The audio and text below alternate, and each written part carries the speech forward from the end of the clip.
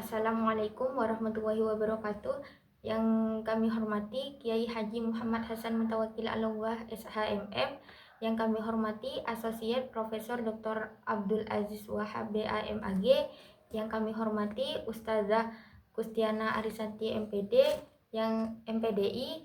Yang kami hormati Ustadz Ainul MPDI. Pada kesempatan kali ini, saya akan mempresentasikan peta konsep bab motivasi.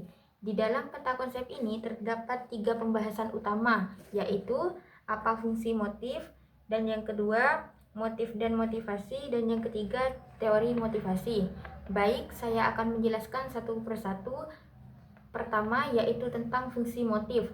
Motif adalah dorongan dalam diri individu yang menyebabkan seseorang melakukan suatu tindakan. Fungsi motif yang pertama yaitu mendorong seseorang untuk bertindak. Artinya, motif menjadi penggerak seseorang untuk melakukan sesuatu. Tanpa adanya motif, seseorang biasanya menjadi kurang semangat atau malas melakukan aktivitas. Fungsi yang kedua yaitu menentukan arah tujuan. Motif membantu seseorang mengetahui tujuan yang ingin dicapai. Misalnya, mahasiswa belajar agar mendapatkan nilai yang baik dan bisa lulus tepat waktu. Fungsi yang ketiga yaitu menumbuhkan semangat dan ketekunan. Motif membuat seseorang tetap berusaha walaupun menghadapi kesulitan dan tidak mudah menyerah dalam mencapai tujuan. Selanjutnya, masuk pada pembahasan yang kedua,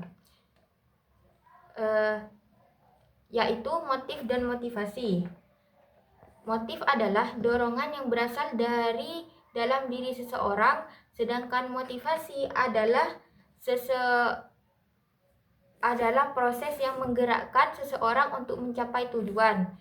Jadi, hubungan motif dan motivasi adalah motif menimbulkan motivasi, kemudian menghasilkan tindakan. Dalam motivasi terdapat 2 jenis motivasi. Yang pertama yaitu motivasi intrinsik, dan yang kedua motivasi ekstrinsik. Yang pertama yaitu adalah motivasi intrinsik, adalah motivasi yang berasal dari dalam diri sendiri. Contohnya, ingin sukses, ingin pintar, ingin meraih cita-cita. Biasanya motivasi intrinsik lebih kuat karena muncul dari keinginan pribadi. Yang kedua yaitu motivasi ekstrinsik. Motivasi ekstrinsik adalah motivasi yang berasal dari luar diri seseorang. Contohnya hadiah, pujian, nilai bagus, dan penghargaan. Misalnya, siswa belajar karena ingin mendapatkan hadiah dari orang tua atau pujian dari guru. Selanjutnya, masuk kepada pembahasan yang ketiga, yaitu teori motivasi. Teori motivasi menjelaskan mengapa seseorang memiliki dorongan untuk melakukan sesuatu. Teori yang pertama yaitu teori behavioristik, dan yang kedua teori behavioristik menjelaskan bahwa motivasi dipengaruhi oleh hadiah dan hukuman. Tokoh dalam teori ini adalah Skinner. Contohnya, siswa menjadi lebih rajin belajar karena mendapatkan pujian atau hadiah dari guru. Teori yang kedua yaitu teori humanistik. Tokoh teori humanistik adalah Abraham Maslow. Menurut Maslow,